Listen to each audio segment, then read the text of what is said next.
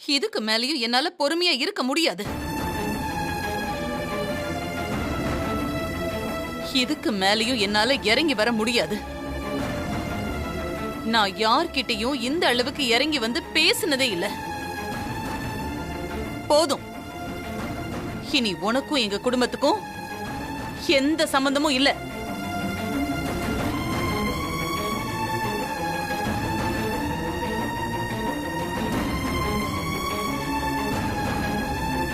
இதோட நானும் உன்னை தலை முழுகிடுறேன்.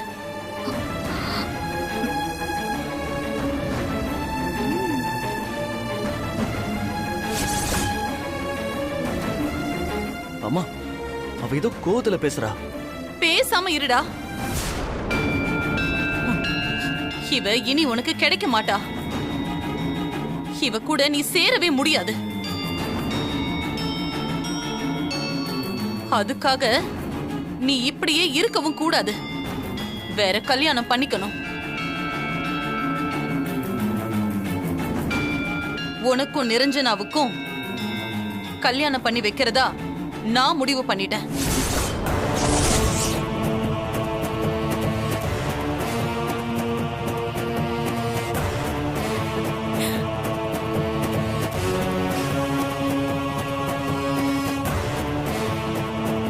அண்ணன், சம்மந்தி அம்மா, நீங்க தட்டை எடுத்துட்டு வாங்க. எடுத்துட்டு வந்துடுறேம்மா.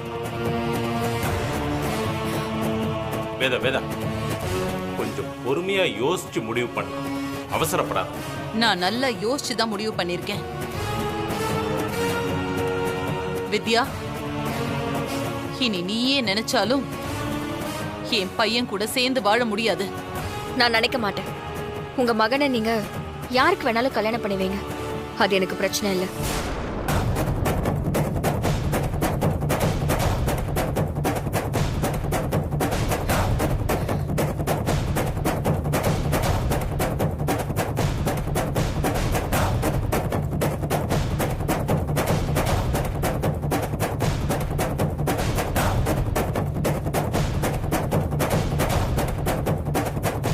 வேதா சந்திரமோகனின் மகன் சஞ்சய்க்கும் சண்முகம் அரியநாச்சியின் மகள் நிரஞ்சனாவுக்கும் வர 23ஆம் தேதி இதே கோவில்ல கல்யாணம்.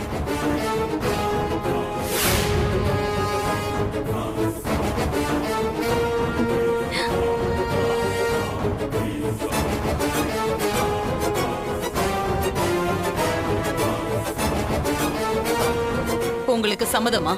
மனப்பூர்வமான சம்மதமா?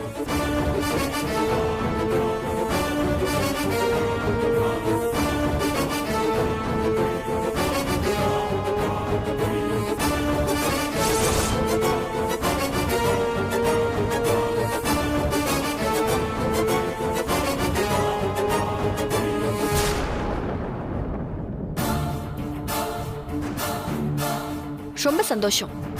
வாழ்த்துக்கள்.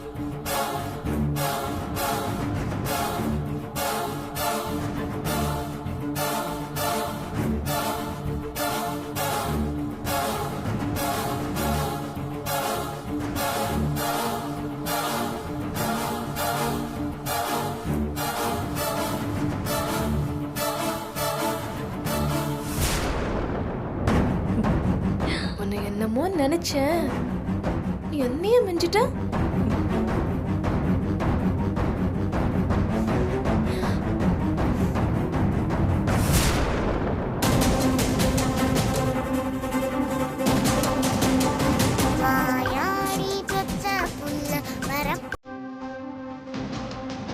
இப்ப வந்துருன்னு சொல்லிட்டு போனாங்க. இன்னும் காணோம். இன்னும் எவ்வளவு நேரம் தான் நான் கார்லயே உட்கார்ந்துட்டு இருக்கிறது?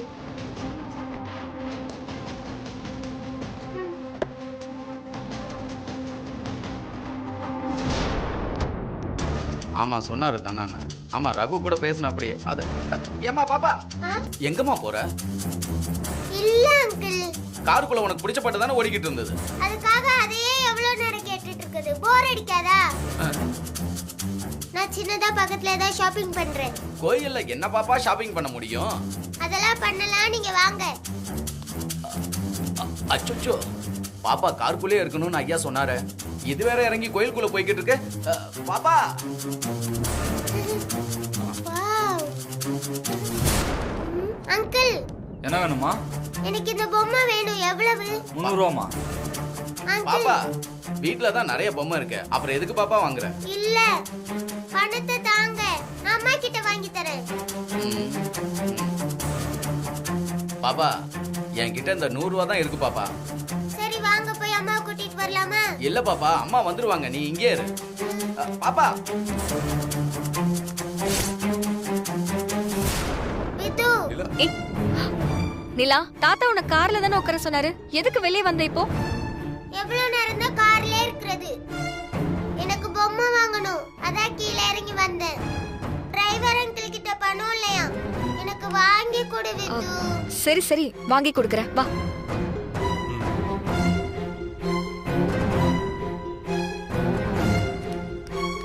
அங்கிள் சீக்கிரம் வா, அத தாங்க. இந்தாம்மா. விது, எனக்கு இந்த பொம்மை தான் வேணும். இந்த மாதிரி பொம்மை நிறைய வீட்ல இருக்கு. எனக்கு இந்த பொம்மை தான் வேணும், வாங்கி கொடு விது ப்ளீஸ். சரி, அண்ணா எவ்வளோண்ணா? 300 ரூபா மேடம்.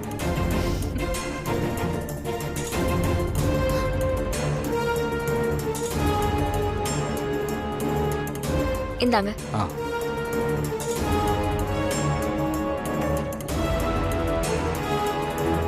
நல்லா இருக்குல்ல?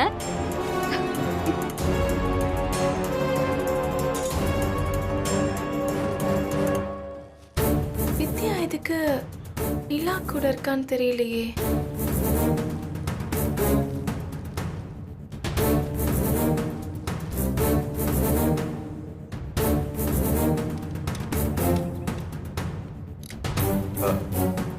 வித்யா, நீ எடுத்த முடிவு சரியாமா? என்னால உன் எதிர்காலம். எங்க எதிர்காலத்தை நாங்க பாத்துப்போம்பா. இப்போ நானும் என் குழந்தையும் நிம்மதியா இருக்கணும்னா சஞ்சய் வேற கல்யாணம் பண்ணிக்கிறது தான் நல்லது. இல்லனா அவனால என் குழந்தைக்கு பிரச்சனை வரும்பா. நிலா சஞ்சய்க்கும் வித்யாவுக்கும் பிறந்த பொண்ணா? ஐயோ, இந்த விஷயம் மட்டும் அவங்களுக்கு தெரிஞ்சது அவ்வளவுதான். இத வச்சு கல்யாணத்தை நிறுத்திடுவாங்களே.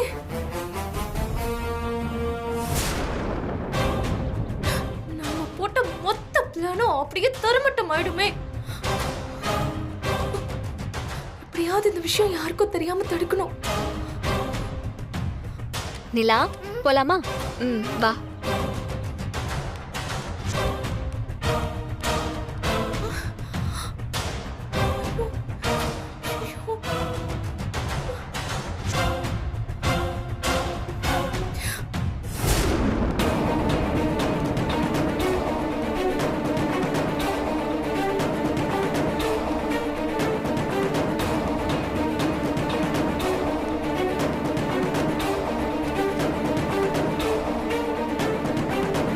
ஸ்னேகா, அதுல இனி இந்த வீட்ல வித்யாவை பத்தி யாரும் பேசக்கூடாது.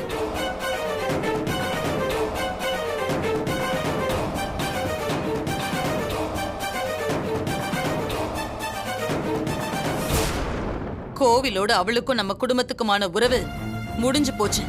அப்படி சொல்லாதீங்களா? நான் அவளை பத்தி பேசுவேன். நான் அவளை மட்டும்தான் நினைப்பேன். என்னால அவளை மறக்க முடியாது. அவளை விட்டு வேற யார் கூடவும் வாழவும் முடியாது. நானும் அப்படிதான்டா நினைச்சிட்டு இருந்தேன். ஆனா எத்தனை நாளைக்கு அப்படி இருக்க முடியும்? கோவில்ல அவ பேசினது எல்லாம் நீயும் பார்த்துட்டு தானே இருந்த. நமக்கும் தன்மானம், சுய கௌரவம் எல்லாம் இருக்கு. நீங்க வேணா அப்படி யோசிக்கலாம், நான் அப்படி யோசிக்க மாட்டேமா. புருஷன் பொண்டாட்டிக்குள்ள மான மரியாதையெல்லாம் பார்த்துட்டு இருந்தா இங்க எவனும் பொண்டாட்டி கூட சேர்ந்து வாழவே முடியாது. உறவு வேணும்னா விட்டு கொடுத்து போய் தான் ஆகணும். பாசத்துக்காக ஓரளவுக்கு தான் இறங்கி போக முடியும். இறங்க இறங்க காலை மேல வச்சு மிதிச்சா எப்படி பொறுத்துக்கிறது? அம்மா, நான் தப்பு பண்ணிருக்கேன். அதுக்கான தண்டனையை அவ எனக்கு கொடுத்துருக்கா. அவ எப்பவும் இப்படியே இருந்துட மாட்டாமா. எனக்கு என் வித்யாவை பத்தி தெரியும். கண்டிப்பா ஒரு நாள் அவ என்னை தேடி வருவா. அப்ப நான் அவளுக்காக காத்திருக்கணும். இதுக்கு மேலேயும் அவ வருவான் நம்புறது முட்டாள்தனம் சஞ்சய். நான் அவ கால்ல விழுந்து கூட உங்களை சேர்த்து வைக்க தயாரா இருந்தேன். ஆனா அவ அதெல்லாம் கேக்குற மாதிரியே தெரியலையே. இப்பவே நான் ஜெயிலுக்கு போனா அவ உன் கூட சேர்ந்து வாழ்வானா சொல்லு. நான் ஜெயிலுக்கு போக தயாரா இருக்கேன். அப்படி போனா அவ உன்னை ஏத்துப்பாளா? நானும் அத்தையும் எல்லாம் யோசிக்கிறது ஒன்னே ஒண்ணுதான். நீ இப்படி வாழாம வீட்டோட இருக்க கூடாது. அது நம்ம குடும்பத்துக்கு நல்லதில்ல. எனக்கு ரொம்ப கஷ்டமா இருக்கு சஞ்சய். உனக்கு நிரஞ்சனாவை பிடிக்கலன்னா சொல்லு, வேற ஒரு பொண்ணை பார்த்து கல்யாணம் பண்ணி வைக்கிறோம். ஆனா இப்படி கல்யாணமே வேண்டான்னு வித்யாவோட நினைப்புல இப்படி காலம் முழுக்க இருக்குன்னு சொல்லாத சஞ்சய். நாங்க கூட இதெல்லாம் தாங்கிப்போம். ஆனா அத்தையால இதெல்லாம் தாங்கிக்கவே முடியாது. தினமும் உன்னை நினைச்சு அவங்க எவ்வளவு கஷ்டப்படுறாங்கன்னு எனக்கு நல்லா தெரியும். தயவு செஞ்சு என்னை பத்தி யாரும் யோசிக்க வேண்டாம், கஷ்டப்படவும் வேண்டாம். நான் இப்படியே எடுத்துட்டு போறேன். நான் இந்த வீட்ல இருக்கிறது கஷ்டமா இருந்தா சொல்லுங்க, நான் இந்த வீட்டை விட்டு இப்பவே வெளியே போறேன். நம்ம வீட்டை விட்டு நீ எங்க நான் எங்கேயோ போறேன். ஆனா என்னை இன்னொரு கல்யாணம் பண்ணிக்க சொல்லி யாரும் ஃபோர்ஸ் பண்ணாதீங்க. அது மட்டும் என்னால முடியவே முடியாது. வித்யா விட்டு இன்னொரு பொண்ணை கனவுல கூட என்னால நினைச்சு பார்க்க முடியாது. அப்பா என்னப்பா பார்த்துட்டு இருக்கீங்க? சொல்லுங்கப்பா. நான் என்னடா சொல்றது? உன்னை வித்யாவுக்கு கட்டி வைக்கணுங்கிறது என்னோட கனவா இருந்துச்சு. உன் அம்மாவை எதிர்த்து உங்களை நான் சேர்த்து வச்சேன்டா. ஆனா இப்போ நீங்க 2 பேரும் இப்படி பிரிஞ்சு நிக்கிறீங்களேடா. பிரிஞ்சிட்டாங்க மாமா. அதையே பேசி இப்ப என்ன பண்ண போறீங்க? அடுத்து என்னன்னு யோசிக்கணும்ல. யோசிக்கலாம் வேணான்னு சொல்றேன். தயவு செஞ்சு என்ன விட்டுருங்க. அப்படி விட முடியாதுடா. 8 வருஷத்துக்கு மேல ஆகுது. காத்துக்கிட்டு தானே இருந்தோம். ஆனா இனி நீ நினைக்கிறது நடக்குங்கிற நம்பிக்கை எனக்கு துளி கூட இல்ல. அதுக்கு நான் ஒண்ணும் பண்ண முடியாதுமா. உனக்கும் நிரஞ்சனாவுக்கும் குறிச்ச தேதியில கல்யாணம் நடக்கணும். அம்மா ப்ளீஸ். டேய், அவ இருக்காங்கிற ஹோப் கொஞ்சம் கூட இருக்க கூடாதுங்கிறதுக்காக தான் அவ உன்கிட்ட இருந்து டைவர்ஸ் வாங்குறா. அப்படி இருக்கும்போது நீயும் உன் வாழ்க்கைய பார்த்துட்டு போறதுதான் நல்லது. இனி நீ அந்த வித்யாவோட புருஷன் இல்ல, இந்த வேதாவோட பையன் மட்டும்தான். என் பையனுக்கு நான் நிரஞ்சனாவை கட்டி வைக்க நினைக்கிறேன்.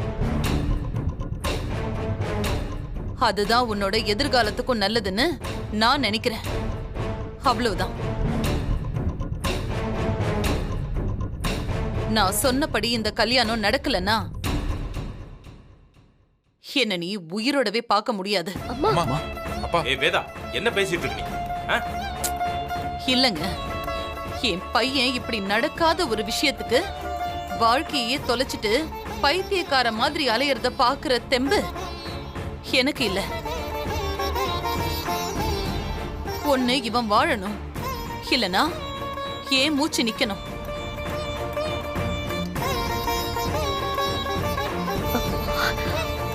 அதுக்கப்புறம் அவன் எப்படி வேணா இருக்கட்டும், பாக்க நான் இருக்க மாட்டேன். அம்மா என்னமா பேசுறீங்க? நான் சொன்னதுதான். என்ன பத்தி தெரியும்ல உனக்கு. அம்மா வேணும்னா இந்த கல்யாணத்துக்கு ரெடி ஆகு. இனி இத பத்தி நான் பேச மாட்டேன். உங்களுக்கும் நான் இதத்தான் சொல்றேன். இனி வித்யாங்கிற ஒருத்திக்கும் இந்த குடும்பத்துக்கும் எந்த சம்பந்தமும் இல்ல. அவளை பத்தி யாரும் பேசக்கூடாது, யோசிக்கவும் கூடாது. பழசெல்லாம் தூக்கி போட்டுட்டு சஞ்சய் கல்யாணத்தை பத்தி மட்டும் யோசிங்க. அம்மா வேதா,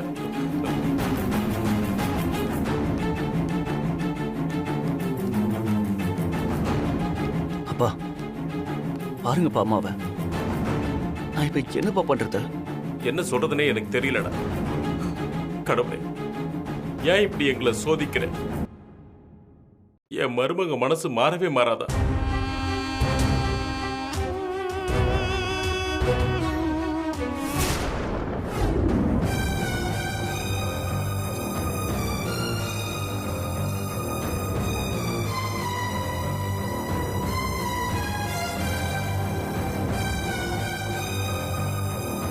வித்து, இது பீம்பாய் வீட்ல கொடுத்த பிரசாதம்.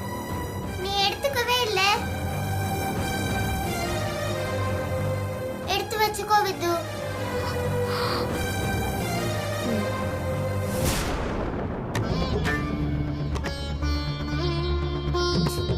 தாத்தா,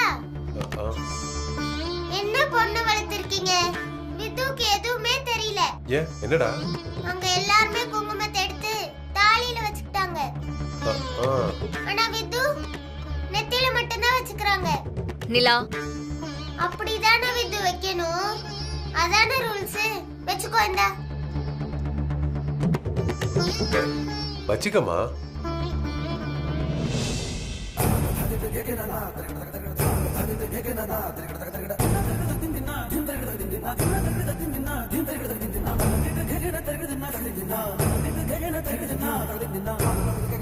என் வீட்டுக்கு வரப்போற மருமக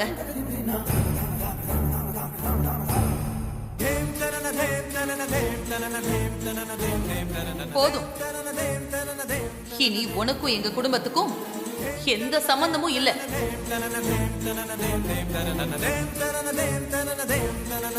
வேதா சந்திரமோகனின் மகன் சஞ்சய்க்கும் சண்முகம் அரியநாச்சியின் மகள் நிரஞ்சனாவுக்கும் வர 23ஆம் தேதி இதே கோவில்ல கல்யாணம். வெச்சுக்கோ வித்து.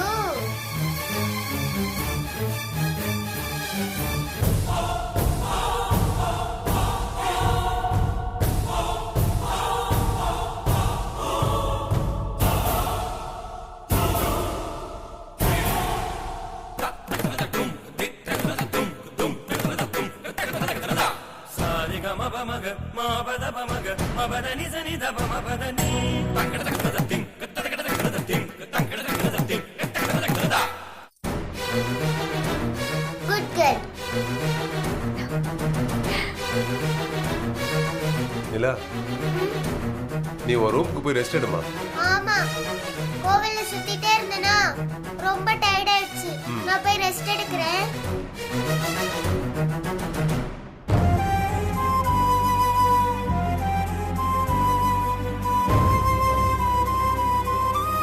வித்யா, நீ எந்த முடிவு எடுத்தாலும் அது சரியா தான் இருக்கும். ஆனா கோவில்ல என்ன கொஞ்சம் அவசரப்பட்டியோன்னு எனக்கு தோணுதுமா. டிவோர்ஸ் பேப்பர்ல கையெழுத்து வாங்கியாச்சு. அதுக்கப்புறம் என்னப்பா இருக்கு? ஓ, டிவோர்ஸ் நடந்தாலும் எதிர்காலத்துல நாங்க சேர்ந்தாலும் சேருவோன்னு உங்களுக்கு நம்பிக்கை இருக்கா? சொல்லுங்கப்பா. நான் அப்படித்தாம்மா யோசிக்க முடியும். பெத்த பொண்ணு வாழ்நாள் முழுக்க வாழாவிட்டியா இருக்கிறத பார்த்து எந்த தகப்பமா சந்தோஷப்படுவோம் சொல்லு? அவருக்கு கல்யாணம் நடந்து முடிஞ்சிடுச்சுன்னா அதுக்கப்புறம் எந்த சூழ்நிலையிலையும் நீ அவர் கூட சேர முடியாதுல்லம்மா. சேரக்கூடாதுன்னு தான் நானும் நினைக்கிறேன். இல்லம்மா. அப்பா, நான் அவனை மன்னிச்சு ஏத்துக்கிட்டு திரும்ப அந்த வீட்டுக்கு போய் வாழ்வேன்னு கனவுல கூட நினைக்காதீங்க. அது நடக்காது, நடக்காது, நடக்காது. அவன் நல்லா இருக்கணும்னு நீ உன் தாலிக்கு பொட்டு வைக்கலனா நிலா ஏன்னு கேள்வி மேல கேள்வி கேட்டுட்டே இருப்பாப்பா. அவளை சமாளிக்கதான் நான் இதை செஞ்சேன். மத்தபடி அவன் மேல எனக்கு பாசமும் இல்ல, ஒரு மண்ணும் இல்ல. இனிமே இதை பத்தி பேசாதீங்கப்பா. எனக்கு என் பொண்ணு மட்டும் போதும். வேற யாரோட உறவும் துணையும் தேவையில்லை.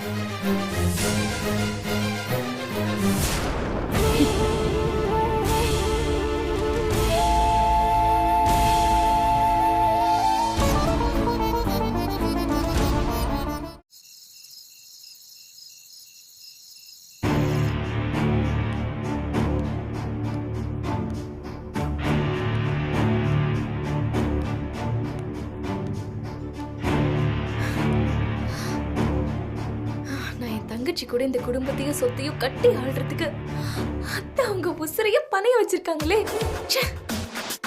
பாவம். ஆனா அத்தை இப்படி ஒரு முடிவை சொல்லலைன்னா சஞ்சயை கண்ட்ரோல் பண்ணவே முடியாது. அவங்க எடுக்கிற முடிவு நமக்கு இப்ப சாதகமா தான் இருக்கு.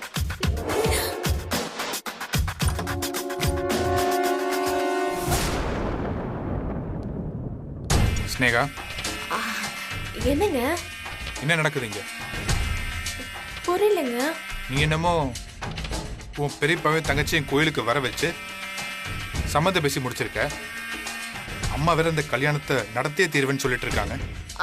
நான் என்னங்க பண்ணேன்? சென்னையில நம்ம குடும்பம் ஒரு முக்கியமான குடும்பம்.